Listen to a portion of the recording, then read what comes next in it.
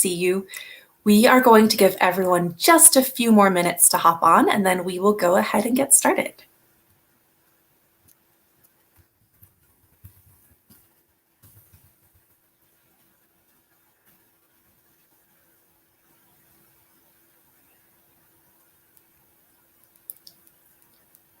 Hello to those just joining us. Welcome. It's good to see you. We're going to give everyone just a couple more minutes, and then we'll go ahead and get started.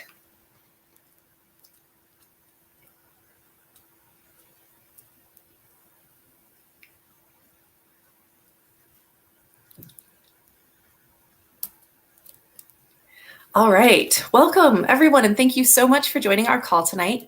This is going to be a great chance to provide some context about the moment we're in at the Sierra Club from across the organization, from a bunch of people who are leading many different areas of the work. As we wait for folks to get on the call tonight, though, I would love to learn a little bit more about each of you. I see some familiar names, but I also see a lot of new ones. So if you could go ahead and say hi in the comments, let us know where you're streaming in from tonight, anything you've done with the Sierra Club, and one thing you're feeling hopeful or inspired by right now. We are so glad to have you here. I'll give you just a minute to say hi in the chat. While you're doing that, it looks like we've got a bunch of people tuned in right now, which is amazing. So let's go ahead and get started. My name is Monique. I am the National Electoral Organizing Manager here at the Sierra Club, and I'll be hosting tonight's call. Today, we'll be celebrating our victories from the 2020 election cycle together, discussing the opportunities that come with this new Congress and administration, and introducing some next steps for you to get involved with us here at the Sierra Club. So I'm really excited to welcome our guest speakers who are going to be joining us today. We've got Maura, Courtney, Dalel, Angela, Ben, and Chelsea. So a bunch of different Sierra Club leaders from across the organization. Welcome, y'all. And they're going to be talking about different phases of the work that each department's in and what's kind of happening there. So while there is a lot to celebrate, and we will, we cannot ignore or forget the damage that Trump and McConnell's administration left. The actions led by white supremacist Trump supporters during the January 6th attack on our Capitol, combined with the clear difference in how they were treated versus how Black people and their allies demanding justice are treated, was deeply disheartening. This attack felt even heavier when added to the long list of harms caused by the last 4 years of this administration. And it has been a long fight to push back every day against injustice. So that's part of why we wanted to bring everyone together tonight. Being part of an organizing community can help make this work sustainable for all of us as we encourage, support, empower, and step in for each other when we need to take a breath. That collective action and community is also how we make meaningful, lasting change. And I'm really hoping that the Sierra Club can continue to be a supportive home base for you. So tonight, we'll be providing some ways for you to act with us to set a proactive agenda with the Biden-Harris administration at a broad level. But in addition to that, I also want to highly encourage you to find a local Sierra Club chapter near you. So each state has a chapter, and some have multiple, along with local groups to connect with Sierra Club activists in your area. We also have campaigns across the country working on stopping fossil fuel projects, building a clean energy future, and protecting public lands. So we're going to be dropping a link in the chat. You can find your local Sierra Club community at www.sierraclub.org/near-u. So if you check in the chat box, that'll be getting dropped in there. All right, so on that note, I now want to pass it to Maura Cowley, who's the director of the Resist campaign, and Courtney Height, who is the director of our democracy program, to kick us off with some opening remarks about the last 4 years and the current state of democracy. Great. Thank you, Monique. And hello, everyone. Thanks for joining us tonight. I'm Maura Cowley, Resist campaign director. And 4 years ago, right around this time, we were watching Donald Trump take office. And at that time, the Sierra Club made a decision. We would fight Donald Trump's attacks on our communities, public health, and science every step of the way. and we would build real power doing it. So for everyone that took part in resisting the Trump administration over the last 4 years, thank you. Thank you so much. At the Sierra Club, we fought the border wall, we fought to protect the EPA, we demanded a Green New Deal, we demanded just and equitable COVID relief, and so much more. As Monique said earlier, we also fought back against the violence, hatred, and white supremacy of the Trump administration. Millions of Sierra Club members and supporters took action online and took to the streets again and again to protest the Muslim ban, family separation, to demand climate action, to fight the nomination of Brett Kavanaugh to the Supreme Court, and to demand justice for George Floyd, for Breonna Taylor, and for all Black people murdered by police in this country. And we know that the fight for justice is not over. It has been a long and hard 4 years. And while this call is about moving forward, we wanted to take a moment to thank you all for all the work over the last 4 years.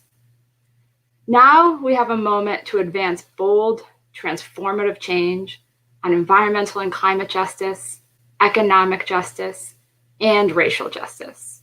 We've already seen incredible progress in just the last week. Keystone XL pipeline denied. We've rejoined the Paris Agreement. The Muslim ban has been overturned, and more. We'll hear more soon about what the new Congress and administration mean for the Sierra Club, but we know one thing is clear. As we move forward and advance a bold agenda, we must also hold everyone accountable for what happened on January 6th, and we must strengthen our democracy.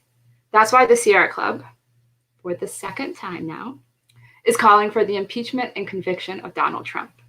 It's why we're supporting the Cori Bush resolution that calls to investigate and potentially expel Republican members of Congress who upheld Donald Trump's lies.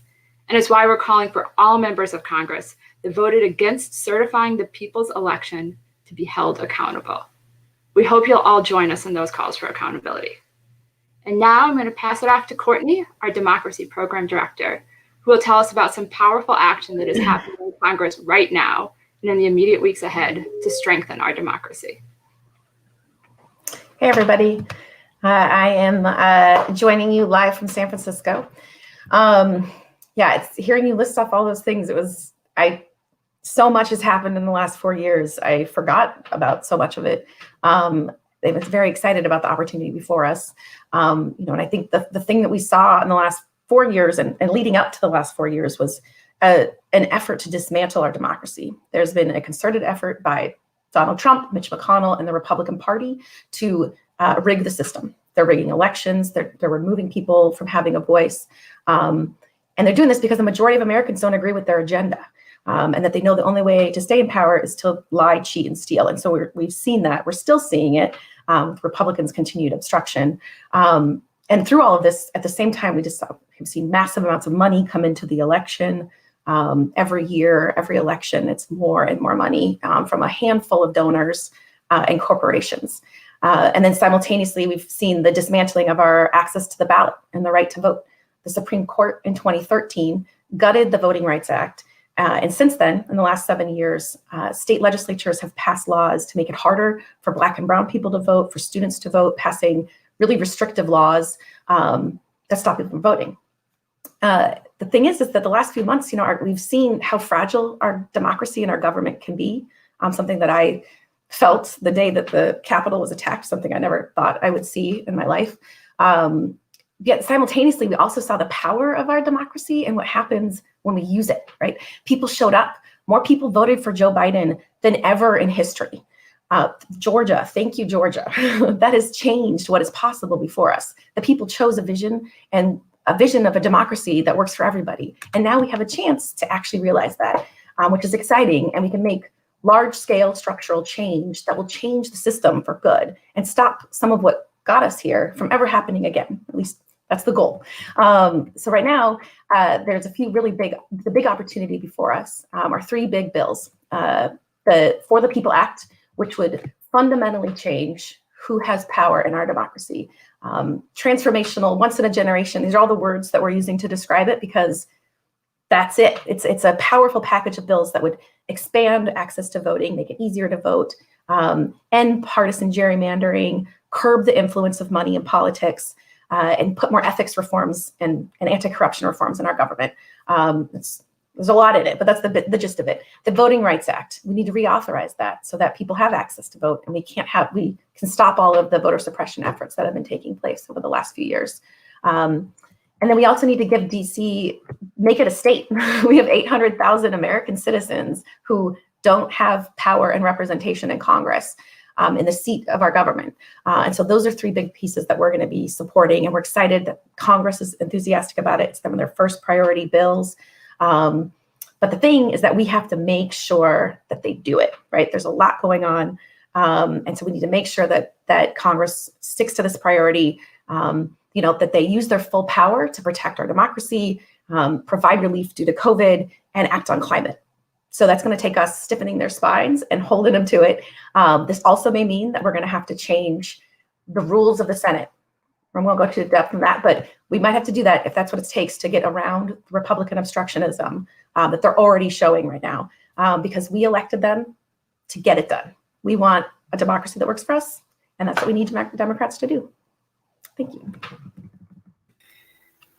Thank you so much, Maura and Courtney. And I know that we had letter writers, callers, and texters who each played a huge role. I see you there in the chats. We're so appreciative of each of you and getting us to this point as part of the movement. So we're going to be dropping some links in the comments that list out a few of the next steps that Maura and Courtney just mentioned, as well as some other ways to get involved that we will be discussing later on in the call.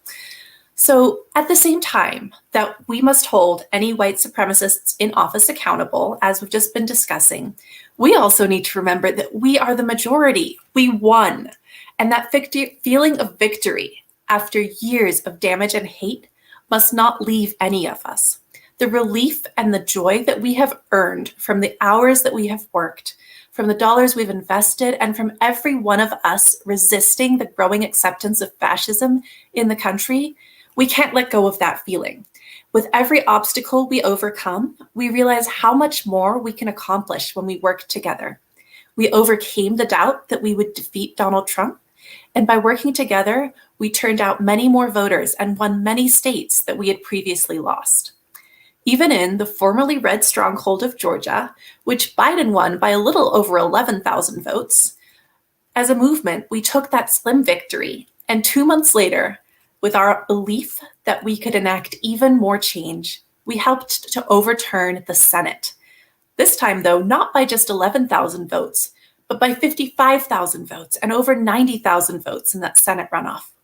Georgians took their victory in November and they showed up, they stood up, and they believed they could actually make a difference. So as we celebrate these victories, I would like to pass the mic to our wonderful Angela Jang, an organizer at our Georgia Sierra Club chapter, who will be sharing more about what this election season was like on the ground. Angela, over to you. Thanks so much, Monique. And it's so incredible to see so many folks on a call today. To all of you there in Georgia, I see you all. I am so thankful you're here today. Again, this is Angela Jang. I am with the Georgia Sierra Club. I am the political organizer. And I just have a story to share with you all today. I was born and raised in Georgia all my life. I went to school in Georgia, and the first job I ever had in college was actually being a political canvasser. It was the best paid job I could find at the time, $15 an hour. And I wasn't very politically involved at the time, but it seemed intriguing. And the political organizing I was seeking to do at that time was to organize for the 2018 midterm elections, for state and local elections, specifically the one in which Stacey Abrams ran in. And little did I know, by signing up for that job, it would completely change the trajectory of my entire life.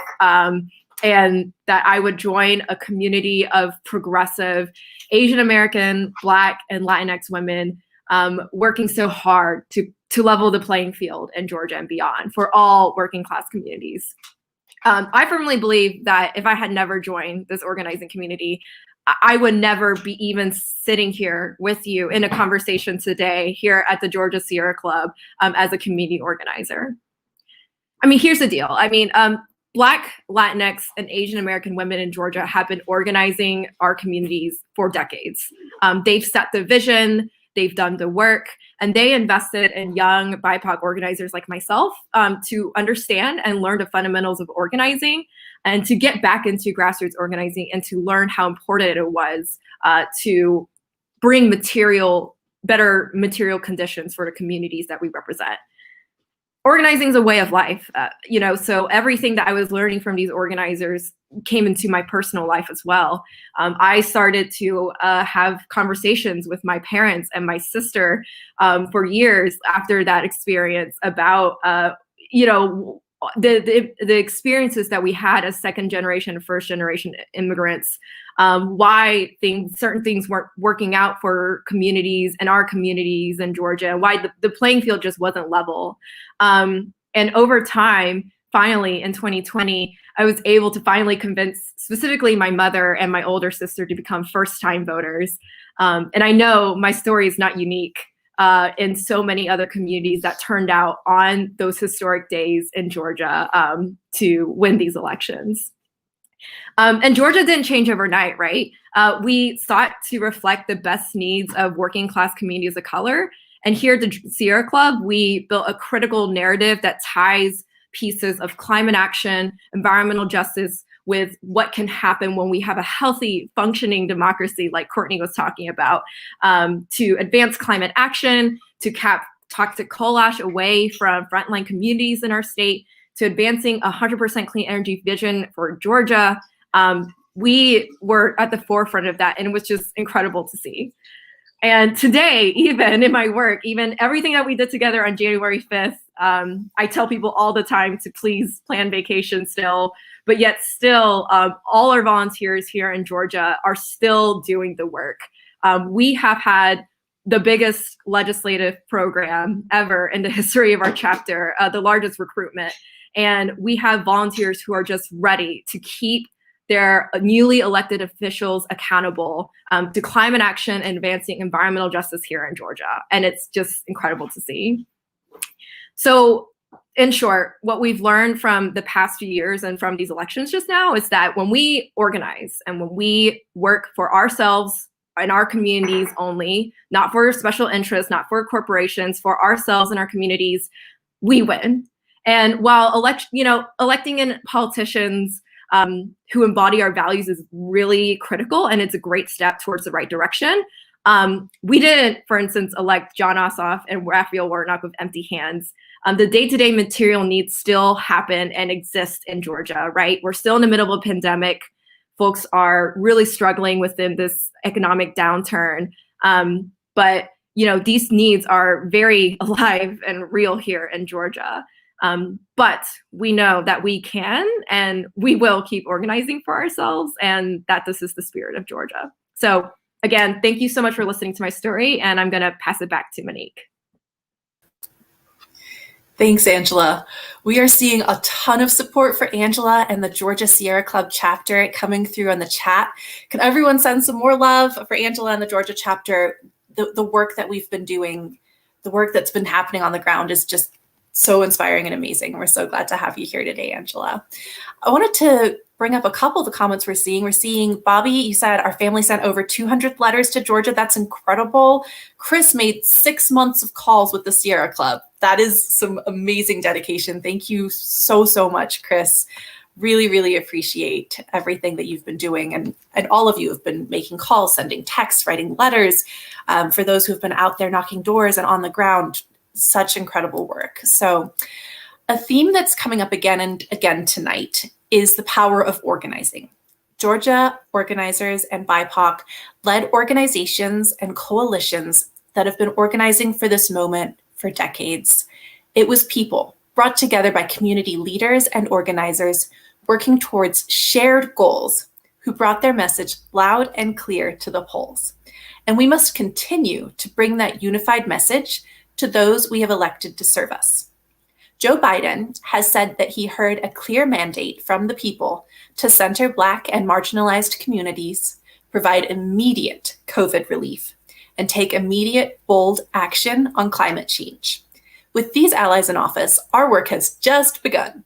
This is about more than just 100 days or one administration. It is about what we will be fighting for the next 10 years and likely more. And so, to walk us through the Sierra Club's proactive agenda for a decade of change, we have Dalal, Deputy Director of the Sierra Club's Policy, Advocacy, and Legal Programs. Dalal, over to you.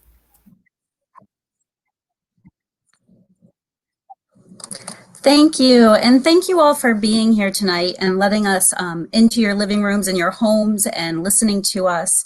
I'm going to go off script for just a second because I am always just so humbled when I see this community come together, because I'm in Washington, D.C., and I've been here for 2 decades doing work with administrations and multiple Congresses to try to protect our planet and to make it just and equitable. And really, I can't do the work that I do if it wasn't for all the people out there, the people who wrote the letters in Georgia or drove their family to the polls or, collected the ballots and got them in the ballot box for people who couldn't do it themselves. It's really because of you all that we are making this progress and that we are advancing goals that are really going to make the world a better place for future generations, and hopefully us as well. But the work is going to be long, and it's going to be exciting, but together I think we will see some amazing things happen. So I want to just talk a little bit about Sierra Club's priorities and the vision that we see laid out with this new administration and a new Congress that we plan to work with closely.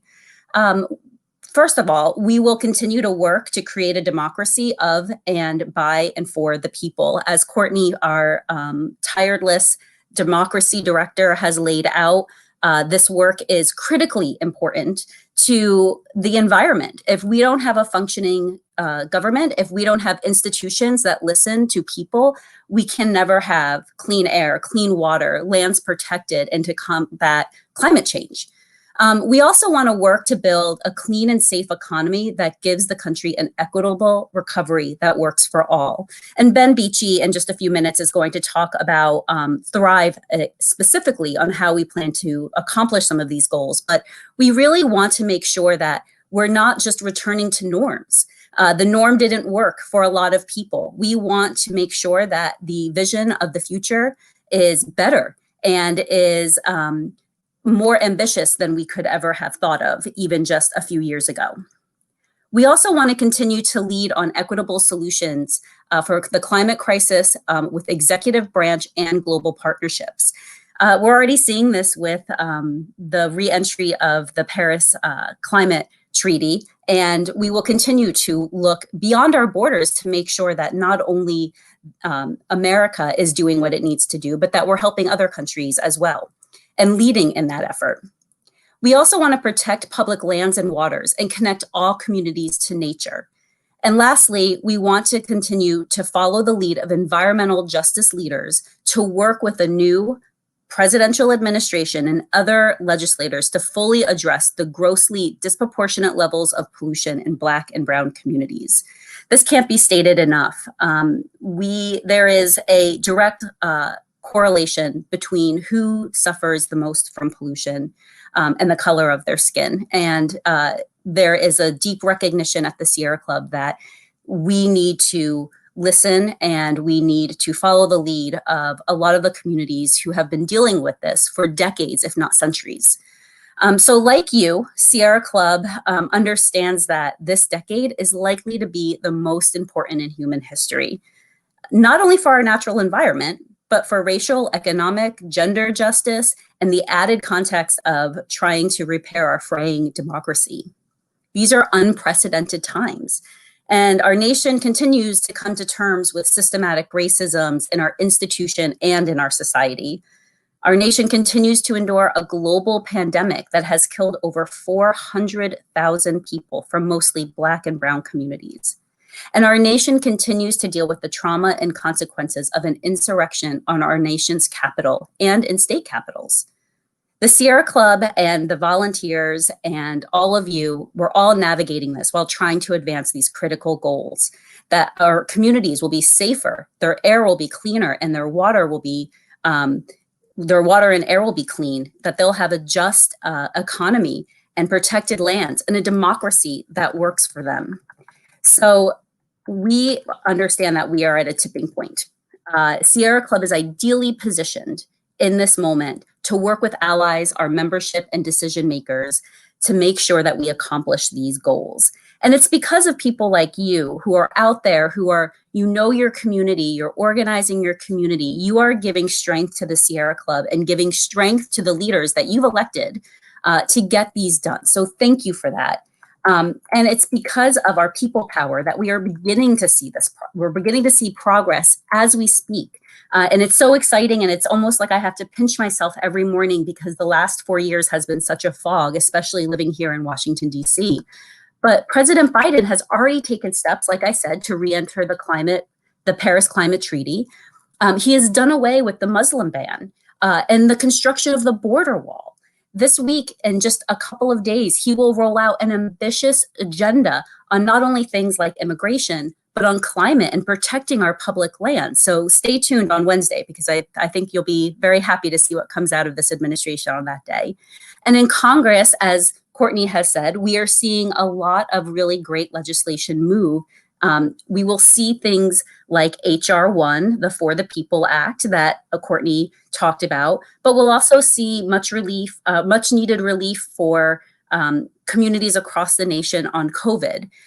We'll also start to beginning to see bills introduced that will start to protect our lands, clean up our waters, clean up our air. And it's all really possible because of the grassroots power that you all have put time and energy in to make your community better. So why are we more powerful together? I would love for you to take a few minutes and share your words or phrases in the chat box. Take a moment to share a few words or phrases in the comments about why you think we're more powerful together. For more than 127 years, people have come together through the Sierra Club to take action, take a stance, build power, and work towards progress. Person-to-person community is what we have, and we're creating a ripple effect of change and changing an environment where future generations will thrive.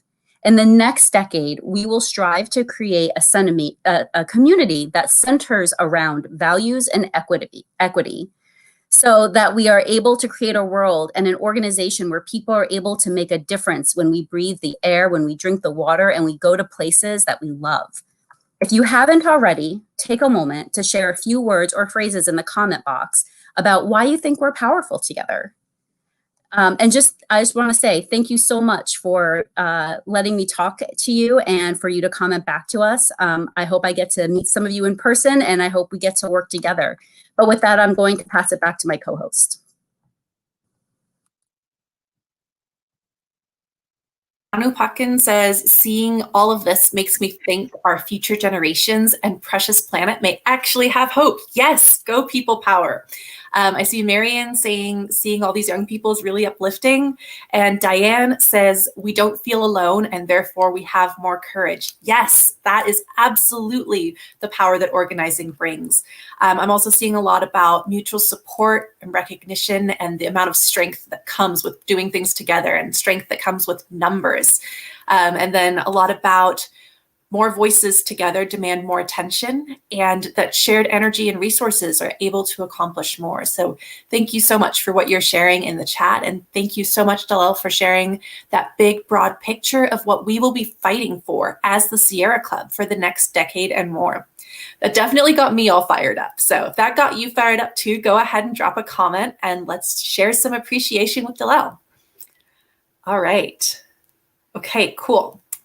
So now to hone in on this specific moment in history and one example of what we and our movement partners are pushing for now, I'm going to hand it over to the wonderful Ben Beachy, who is going to talk to us about the Thrive Agenda and our mandate to address the crises of COVID-19 and economic justice in a way that also combats the climate crisis. So Ben, over to you. Great. Thank you, Monique. It's really lovely to be with all of you tonight. My name is Ben, and I direct Sierra Club's Living Economy program Monique started this call by asking what gives us hope. And amid all the catastrophes that define 2020, there's one thing that really is continually giving me hope. And that's that there's increasing awareness that the crises we face are interlocking. And so our solutions must be as well. And that's something that many folks outside of DC, where I live, and many of you probably have known for a long time because it's a lived reality. In the Gulf South, for example, the intersection between systemic racism and climate impacts is no more theoretical than the 5 storms that battered Louisiana's Black and Indigenous communities in last year's record-breaking hurricane season. Or in the industrial cities of the Midwest, where racist redlining has led to lower wages and higher pollution for many Black folks. Air pollution that today is increasing the risk of death from COVID-19 for many of those communities. Now, for millions, the links between systemic racism, economic injustice, environmental crisis, and public health have been just as real as the air we breathe. So what I take hope in today is that DC policymakers are also waking up to this reality, that these crises are inextricably linked, that we do not have the luxury of addressing just one of them in isolation, and that we don't have to. We now have a window of opportunity to push for bold structural policy changes that could help us tackle these overlapping crises simultaneously. And one of the clearest examples on offer today is the Thrive Agenda. It's a bold economic renewal plan to put millions of people back to work, building an economy that truly prioritizes racial, economic, and climate justice. And many of you have been working together with us on this. This fall, the Sierra Club joined forces with over 500 leading union, racial justice, climate, and other grassroots groups, and over 100 members of Congress to launch the Thrive Agenda. It was a congressional resolution with a blueprint for massive economy-wide investments. The Thrive Agenda shows how a strong climate plan can double as a strong jobs plan. We asked economists to model how many jobs the investments in the Thrive Agenda would create, and the answer was 16 million jobs. That's more than enough to end the unemployment crisis we're facing. Under Thrive, for example, 500,000 workers would be employed to replace lead pipes and ensure clean drinking water for all. Another 1.5 million people, twice the population of Detroit, would get high-wage manufacturing jobs to produce wind turbines, components for electric buses, and other clean energy goods, and so on. Meanwhile, Thrive is a racial justice plan and a public health plan. Investments in clean energy and clean transportation would reduce the air pollution that's exacerbating COVID-19 risks in Black, Brown, and Indigenous communities due to decades of environmental racism. And Thrive specifically calls for at least 40% of investments to be in Black, Brown, and Indigenous and other frontline communities, not only to cut pollution, but to create economic opportunities that will help us close the racial wealth gap. This big tent vision of Thrive really helped us to build a big tent of support. Thrive is not just good policy, it's also good politics. By fighting for solutions that are simultaneously pro-jobs, pro-climate, and pro-equity, Thrive has unified unions, climate organizations, racial justice groups, and many other grassroots groups in this powerful movement of movements that we need to get policy change done. The screen shows the logos of just some of the 500 organizations backing Thrive, and it's this cross-movement support that convinced over 100 members of Congress to endorse the Thrive resolution, and what compelled Chuck Schumer, who's now the Senate Majority Leader, to pledge that a Thrive bill would be a top priority in a 2021 governing agenda. Well, now it's 2021, and it's time to make that pledge a reality.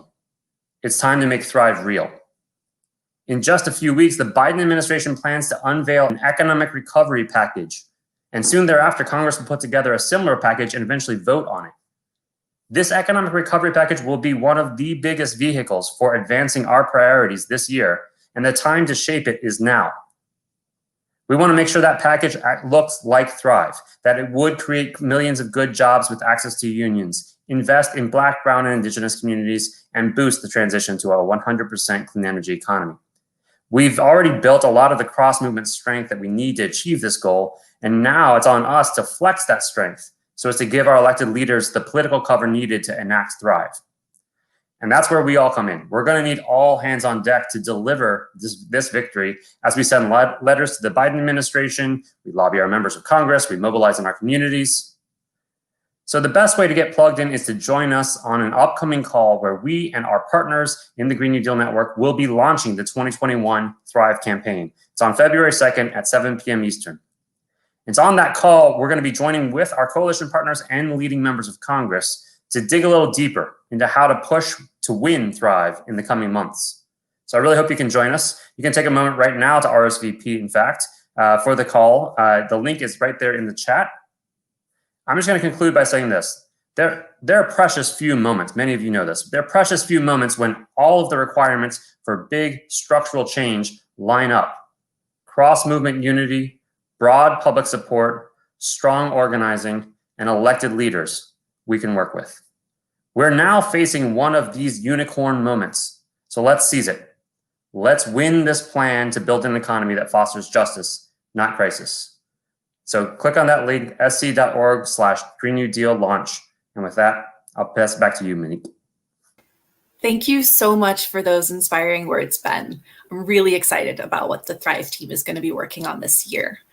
Now, as we wrap up, it's come to the most crucial segment of our call, where you come in.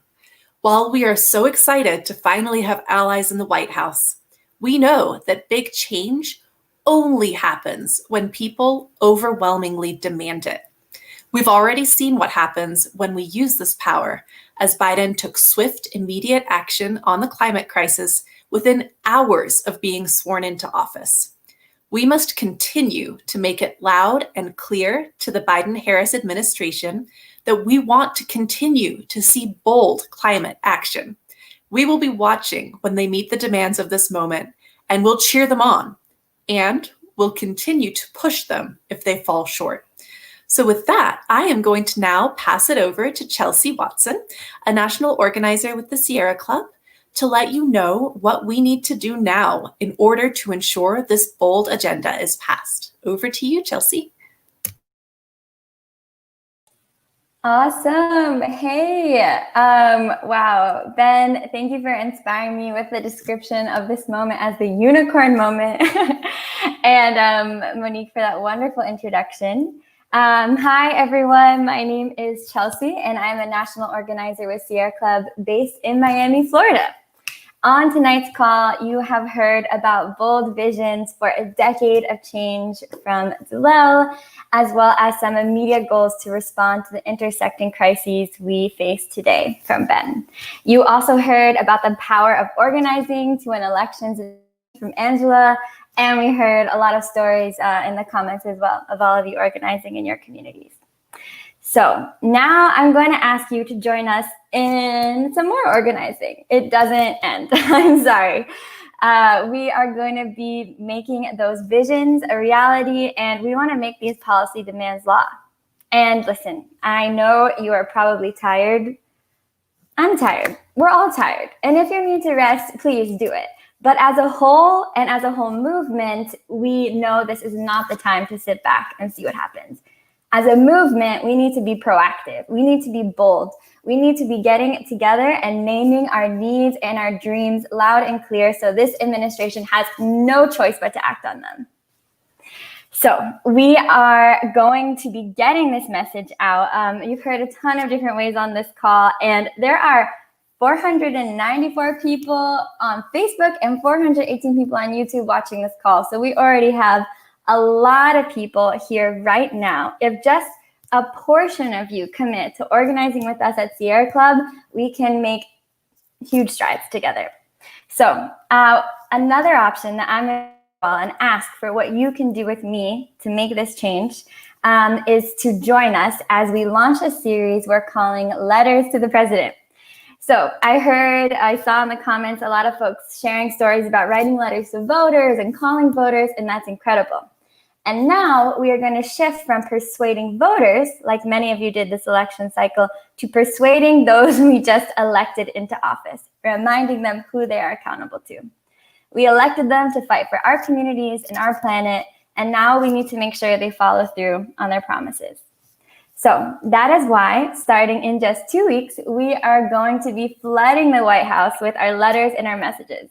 We will be having weekly issue briefings and group action sessions like the letter parties many of you are very familiar with now. as well as some art builds and digital actions and more. We'll try to get creative. We will ensure that you and I and all of Sierra Club activists will understand that we are pushing for a bold with this administration. And of course, we will make sure that the White House is well aware of that too.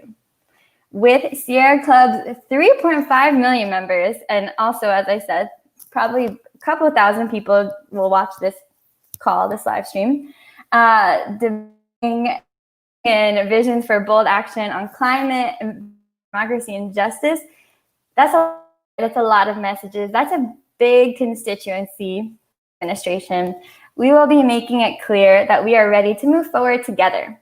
We're going to cheer on new leaders and allies in the administration as they make leaps towards progress. We've seen a lot. There are a lot of people I know, many of you watching tonight are so excited to see what they're going to get done now that we have some friends in the administration. And we also know that we can't just expect everything to fall in our laps. We are going to have to keep organizing, fighting, and pushing, and we are going to let the administration know when their promises fall short. So if you haven't yet already seen, we've got this cool little banner thing at the bottom and also a slide up here. Please go to sc.org/letters to the president. Again, this is our series where we will be focusing on writing messages and letters to the president, the vice president, members of the cabinet, to make sure that our demands as the climate community at Sierra Club will be heard loud and clear. We will be focusing on many things you've heard about on this call. So we will include issues like Thrive and public lands and other important issues to be pushing forward. And our first session, we will actually focus on the executive order bonanza of last week. So what just happened and what are we gonna do to set the stage moving forward? So again, please go to sc.org/letters to the president to sign up for the first session, and please, all of the sessions on there.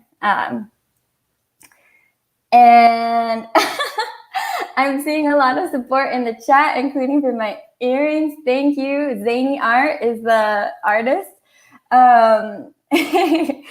And I will keep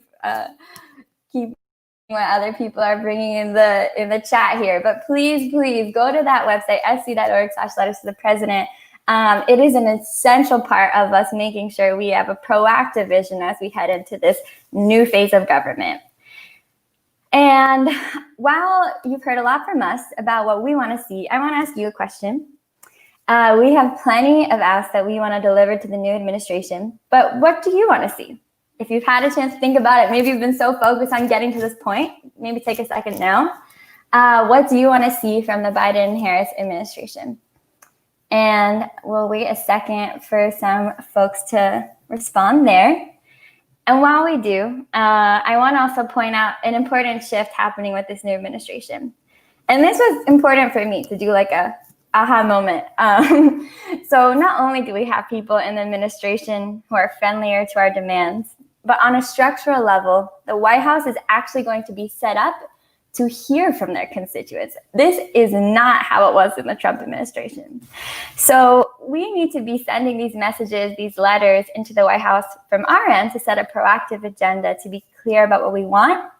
But this administration is actively going to be looking. They will be wondering, what does the climate community care about?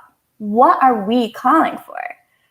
And so they will be waiting for these messages. And if we do not send them, what kind of message does that send?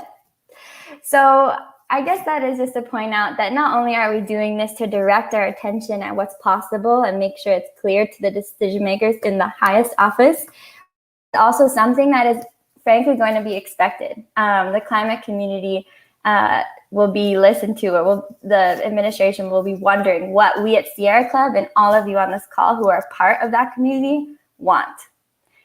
So great, I'm hearing, great, I'm seeing that there are some folks ready to fight for the future, fight for what we want in this next administration. And I also just want to encourage you, if you haven't yet, to please go sign up there, sc.org/letters to the president. And it is not enough just to elect these leaders. Angela spoke about this so eloquently earlier in this call.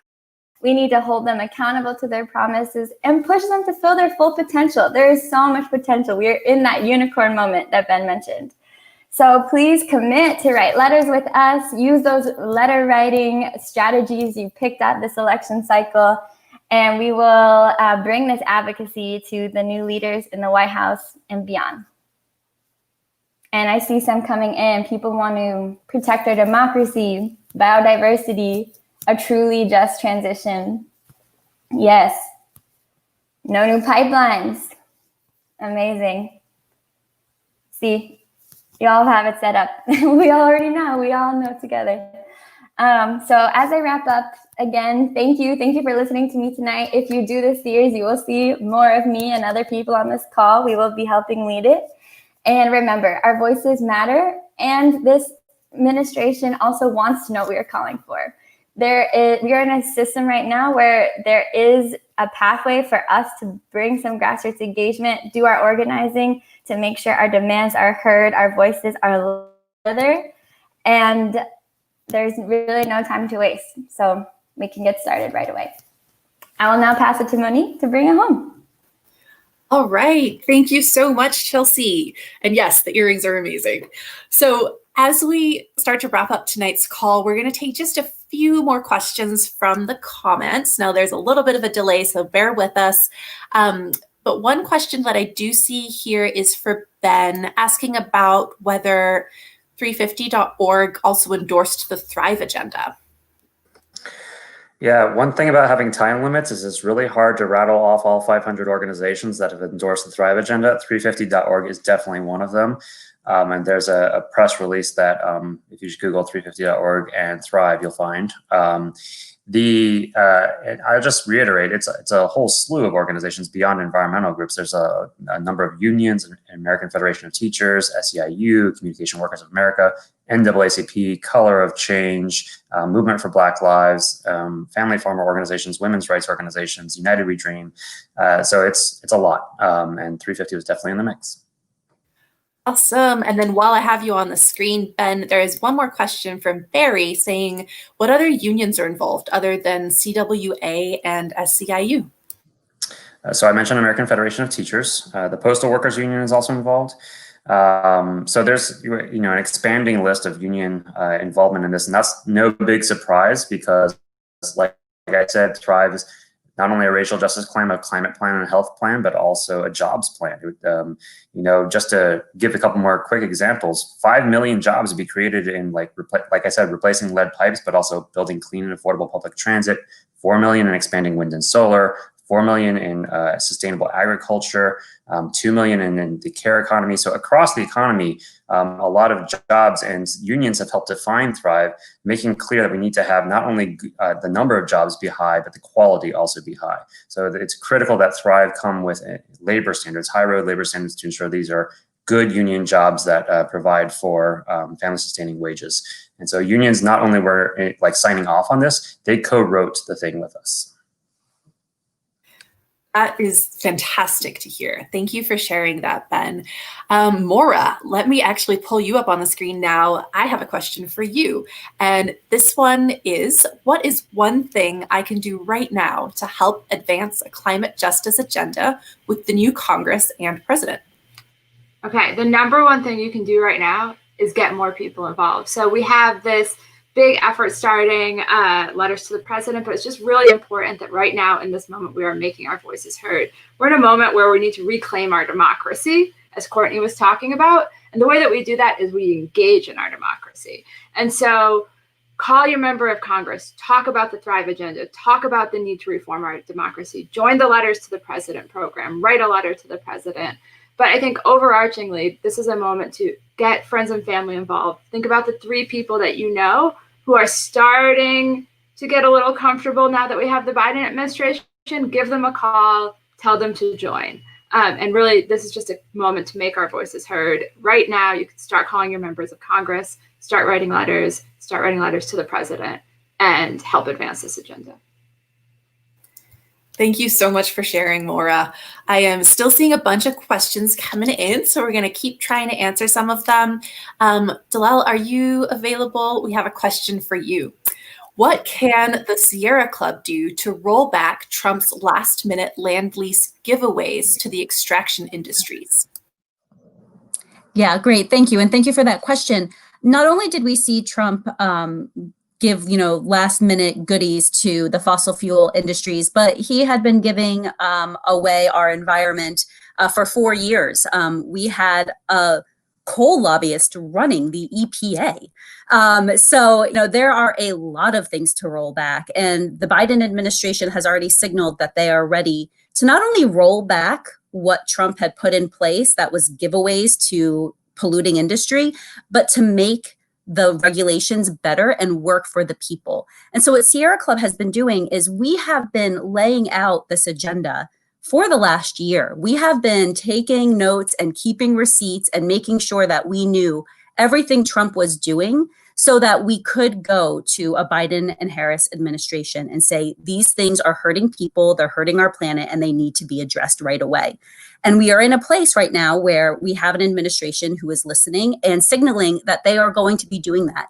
Now, I will say you have to be a little patient, because while they have signaled that they are going to be moving in the right direction on a lot of these rollbacks and making them instead of giveaways to industry, making them for people, it takes a while. The gears of the federal government do not move quickly, but there are going to be plenty of opportunities, as Chelsea has noted, that this administration is going to want to hear from you. And we're going to make sure that you know when those opportunities come up so that you can voice your opinions and you can let them know exactly how you think your community should have clean air, clean water, and how you should have access to our public lands. So thank you for that question. And I look forward to working with you all. Thank you so much for sharing that with us. Some of that was really new information for me too. So I really appreciate that. Ben, I have a couple more questions for you. The first one is, shouldn't you also focus on calling Sierra Club members in red states and asking them to pressure their senators and members of Congress to support the Thrive Agenda proposals? Oh, absolutely. Yeah, we need people across the country from coast to coast, and in the vast majority of the country that's not on any of the coasts, to be calling their members of Congress.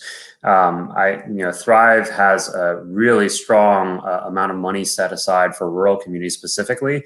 Everything from building out rural broadband to ensuring access to clean and affordable public transit that's often not available in rural communities, to investing a large amount of money in sustainable agriculture to support our family farmers. It does all of this with a strong racial and economic justice equity lens to make sure Black, Brown, and Indigenous communities, which I want to make clear here. I think sometimes when people talk about red states or rural, they think white. And Thrive throws that false logic, which has never been true, out the window, and recognizes the Black Belt of the South that has been leading the charge on pro-jobs, pro-equity, pro-climate solutions for decades, and says we need to take that plan and make it national. So rural communities have actually been doing, not only should we be asking them to make calls, they're some of the thought leaders in what a transformation of our economy needs to look like, and they should absolutely be helping to lead the charge.